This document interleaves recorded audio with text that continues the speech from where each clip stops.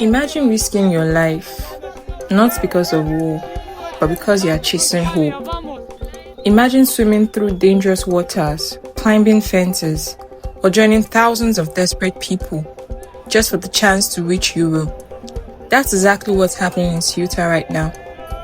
And sadly, many people have already lost their lives. But what is making so many Africans take a dangerous journey? Let's talk about it. So the video you're looking at right now are influx of Moroccans crossing the border from Morocco all the way to Spain. Well, technically this is them fleeing from Africa to Africa, but then this particular territory is owned by Spain. Now this place is called Ceuta. For those of you who don't know anything about this particular place, this is a city in Africa, on the continent of Africa, but then it is owned by Spain.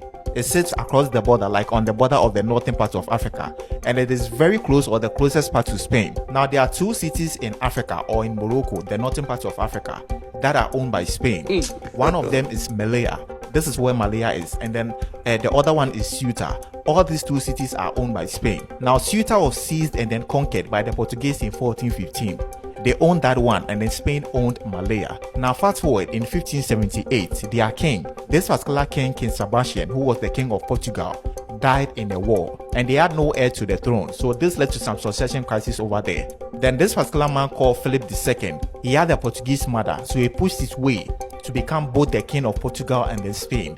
This became known as the Iberian Union. So for 60 years, both Spain and then Portugal had the same monarch. Now this is when most people from Spain went to settle in this particular place called Ceuta. In 1640, a new king that came, King John IV, pushed for independence of Portugal from Spain. So finally in 1668, they finalized everything through the Treaty of Lisbon, and then Ceuta stayed with Spain. Now even though this particular city is under Spain and then Europe, it is still not accepted by Morocco people as a sovereignty of Spain. So it has become a back and forth between them since their independence in 1956. Now for the past 2 weeks, influx of Moroccans have been fleeing or crossing the border all the way to Ceuta because they believe that when they get there, they're in Spain or they're in Europe, and they'll be protected by the laws. When they get there, they seek asylum. Now if you wonder why they are not being pushed back by the authorities or the immigration officers, it's because the laws over there restrict them from being pushed back or getting a hot return. There was this ruling that happened on 8 July where this Algerian man who got there by swimming in the water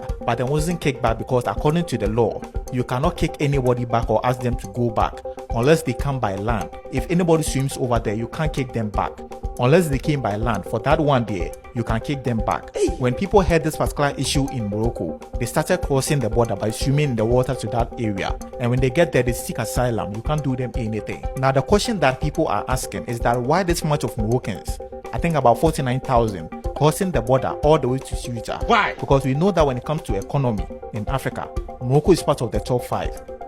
Hi everyone, welcome back to my channel. Today's story is really heartbreaking. It's about people who think the only way to change their lives is to risk losing them.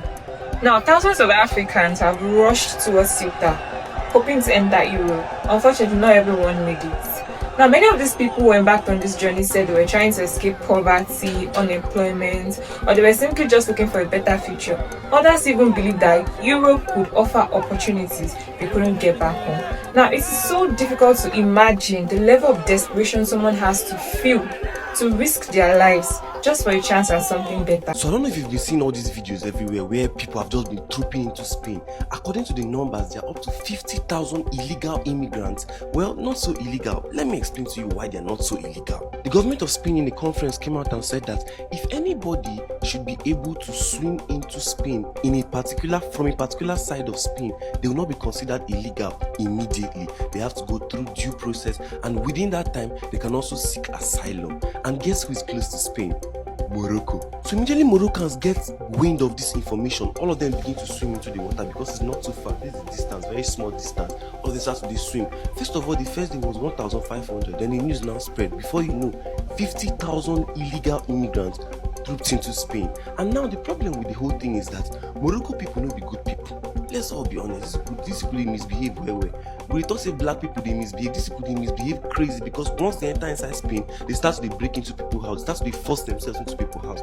Now the government of Spain is saying, why una open mouth can't talk this thing for news? What was the aim, goal, and objective of telling people that you can come into my country, but if you don't come on land, you're okay. Just come on water is fine. Now Spain is complaining. Everybody they cry for Spain. Crime rate has gone up in that area. People that live in that place have all run away because the 50,000 number of people that came is 2 times the number of the normal legal people that live in that area. So these people have overshadowed them and overpowered them. And now the government is still there contemplating, should we start catching them and chasing them away? While all of this is happening, those people are going deeper and deeper into Spain. You don't know if you find them again. Migration isn't new. People have always moved in search of safety, jobs, or better opportunities. But when thousands of people make the same dangerous journey at the same time, it tells us something deeper is happening. This isn't just about one city called Ceuta. It is about unemployment, economic hardships, conflict in some regions, and the hope that life can improve somewhere else. Unless those root causes are addressed, stories like this may continue happening. Fuera, nosotros aquí hasta la muerte. Nosotros queremos estar aquí, pero nosotros con España.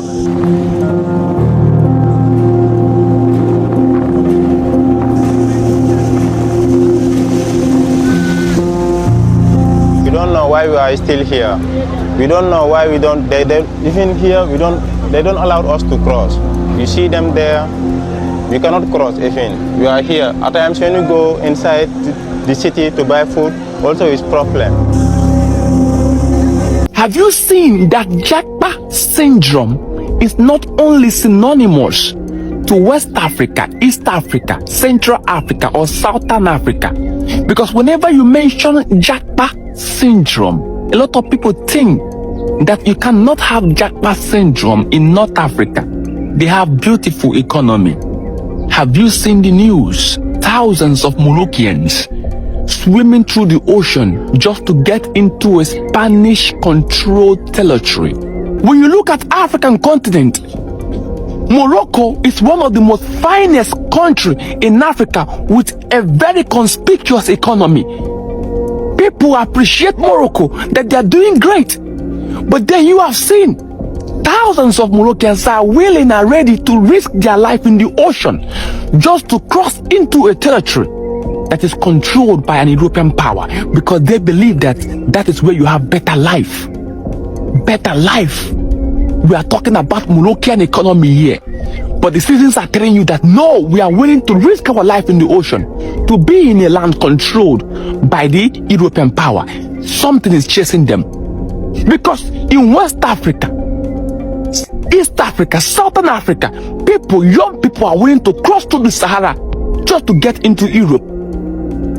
Now in North Africa, we are seeing young people willing to risk their lives in the ocean just to cross into a city controlled by the Spanish government. It's a deeper question about African leaders. What are we doing? What are we doing? We must build an economy where young people can live and survive and have an African dream. Not just American dream or European dream. Can Africans, young people, dream about African dream? This solution can never be about building fences or about death in the ocean. It's about building an Africa where Africans can stay and strive. And to our young people in Africa, running away will not fix this continent. We must fix Africa by Africans, by young people. If we run away, who will do it for us? But our government must make it suitable for people to live.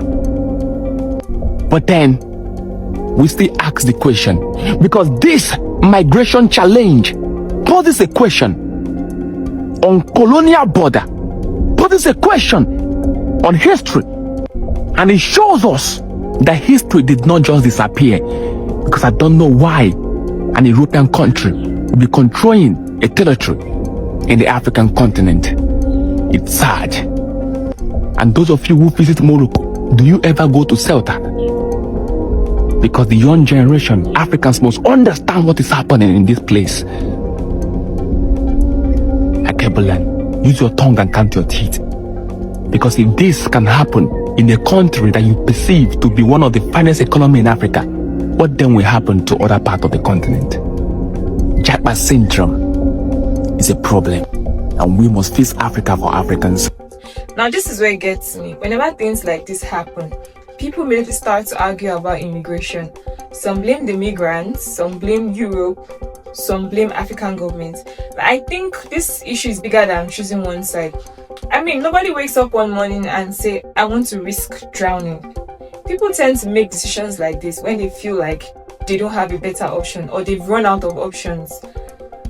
But I think the bigger question should be, why are so many African youths convinced that, why do they feel like risking death is still a better option than staying where they are? This question deserves an answer. Now, I'd like to know our opinion. I'd like to know what we think. Do we think Europe should make legal migration easier? Or do we believe African governments need to do more, much more, to create opportunities back home where people don't feel forced to leave? Let's share our thoughts respectively in the comments. If you find this video informative, do not forget to like, share and subscribe. Thanks for watching. I'll see you in my next one.